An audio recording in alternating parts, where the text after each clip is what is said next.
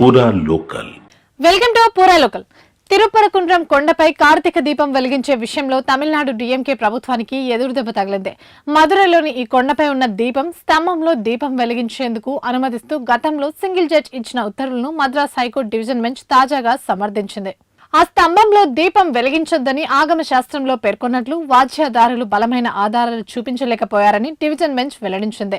ఈ సందర్భంగా దీపం విషయంలో రాష్ట్ర ప్రభుత్వం లేవనెత్తిన అభ్యంతరాలను ధర్మాసనం తిరస్కరించింది. ఏడాదిలో ఒక్కరోజు ఆ స్తంభంలో దీపం వెలిగిస్తే శాంతి భద్రతలకు ఆటంకం కలుగుతుందని రాష్ట్ర ప్రభుత్వం పేర్కొనడం హాస్యాస్పదమని ధర్మాసనం అసహనం వ్యక్తం చేసింది. ఈ విషయాన్ని అనవసరంగా రాజకీయం చేశారంటూ కోర్టు అభిప్రాయపడింది. ఈ దీపస్తంభం సుబ్రహ్మణ్య స్వామి ఆలయానికి చెందినదే అని న్యాయస్థానం స్పష్టం చేసింది. ఈ కొండపై ఉచ్చి పిలేయర్ ఆలయం వద్ద కార్తీక దీపోత్సవం సందర్భంగా ఏటా దీపం వెలిగిస్తారు.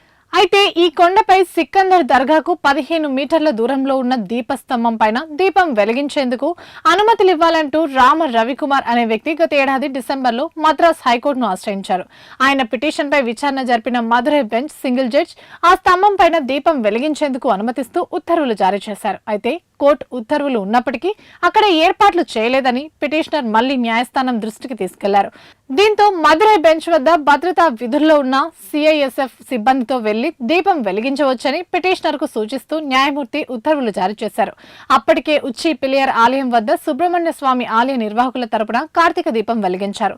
దర్గా సమీపంలో దీపం వెలిగించేందుకు రామ రవికుమార్ హిందూ నేతలతో ప్రయత్నించగా తోపులాట జరిగి పలువురు పోలీసులు గాయపడ్డారు. దీంతో ఆ కొండ వద్ద 144 సెక్షన్ ను విధించారు. సింగిల్ జడ్జ్ ఉత్తర్వులను సవాల్ చేస్తూ రాష్ట్ర ప్రభుత్వం దర్గా ప్రతినిధులు డివిజన్ బెంచ్ లో పిటిషన్ దాఖలు చేశారు. దీనిపైనే తాజాగా డివిజన్ బెంచ్ తీర్పు వెలువరించింది. ఇవి ఇప్పటివరకు అప్డేట్స్. మరిన్ని అప్డేట్స్ కోసం చూస్తూనే ఉండండి పూరా లోకల్.